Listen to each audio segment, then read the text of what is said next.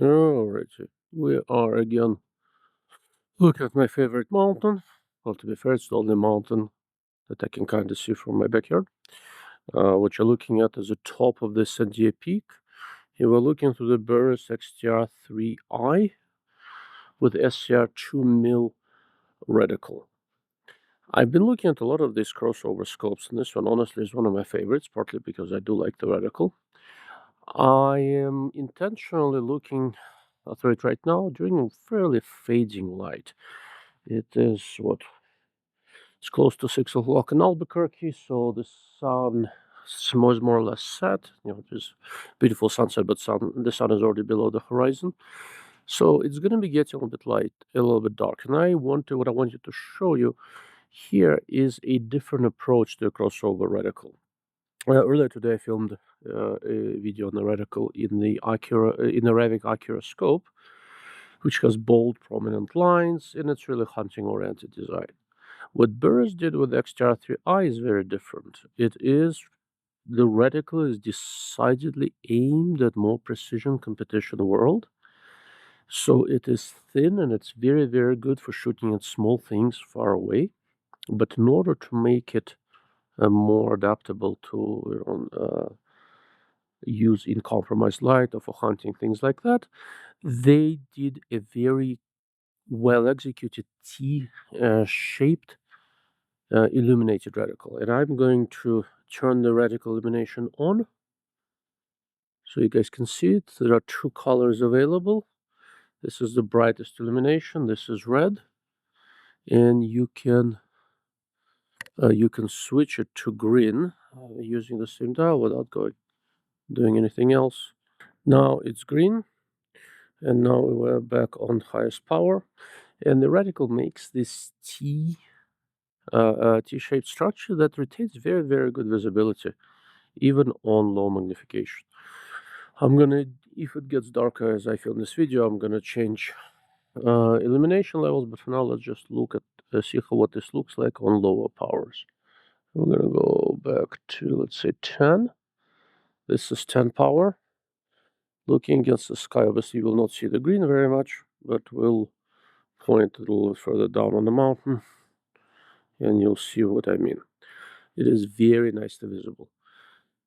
Going further back down, the scope goes all the way down to 3.3, so I'll just go there.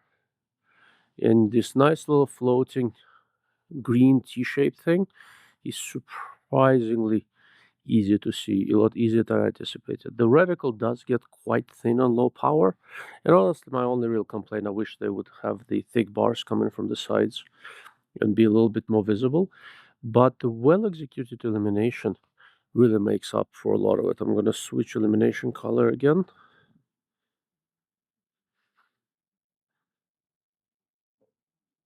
Now it's red. I generally run red. I know a lot of people prefer green. I'm very used to red, so that's what I usually do. I'm going to scale back up in illumination a little bit.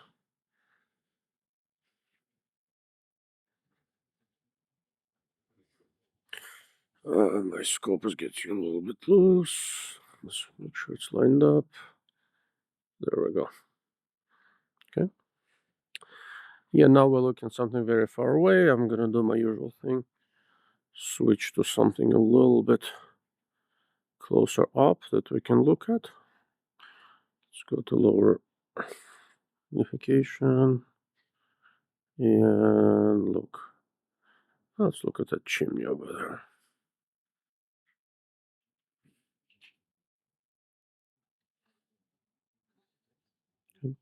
Where the etched reticle lines are a little bit too thin for low light use, this illuminated portion easily makes up for it. If Burris were to illuminate the entire tree, which is arguably maybe a better thing to do during competition and daylight, in low light that would absolutely destroy your eyes' night adaptation without any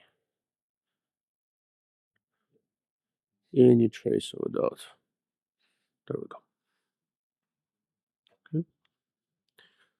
Even the way it's done right now, we're on 18 power. Even on 18 power, it doesn't really blind you too much. It doesn't crowd out. other elements, it is still easy to aim, whether far or fairly close. If I point at the sky, you see the grid portion of the reticle.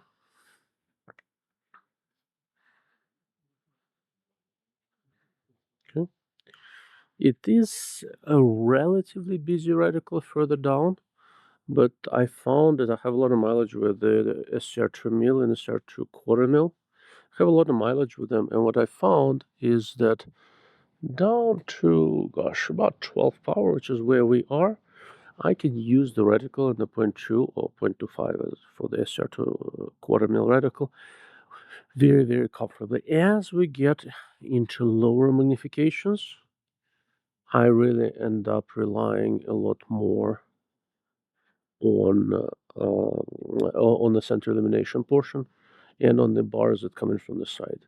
And the bars, the way they come in from the side, are still nicely visible. We are at around 8 right now, and if you go on 6, still there. But as you go on lower powers, the edge reticle features do get a little bit thinner than I'd like, and that's where you have to rely on reticle illumination. As far as, there you go, that's the reticle illumination.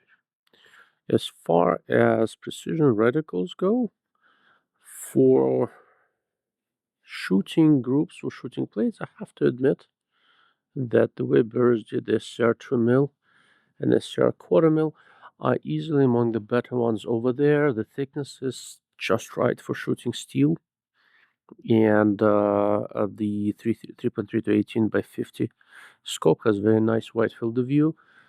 Targets are easy to acquire. The field is quite relaxing. I think it's right around 24 degrees apparent field of view. I have comfortable lead marks over there. There are a couple of these ranging bars on the left and right of center. You see them along the horizontal stadia. I found them to be pretty useful for some of the lead holds if I need to adjust for lead quickly. But aside from that, if I were designing this reticle, everything around toward the center works just fine. We'll have our own stylistic preferences. I'd make the side bars thicker and a little closer to the center, and I would not need as much of a tree. If you look carefully, the tree portion is a thing but goes about 20 milliradian down, something like that. I've never used the reticle to hold 20 milliradians down. I know there are some rare use cases for it. I don't know if I'd necessarily rely on those too much. So here, this is the entirety of the tree. In order to see the whole thing, I am at about 9 power or thereabouts. So if I go higher magnification than that, I see less and less of the tree. This is again, we are back on 18. Overall, it is a somewhat different approach to doing a general purpose front focal plane reticle. Leans very, very heavily toward precision shooting and uses nicely designed, nicely executed illumination to make up for the shortcomings of thin precision-oriented designs on low power. All right, thank you for watching and thank you for listening. If all of this makes sense, please let me know, and if it doesn't, most definitely let me know. The best way to get a hold of me is through my website, darklordofoptics.com. If you leave a comment here, I will try to get to it as soon as I can, but my website is the easiest way to get my attention. Thank you all.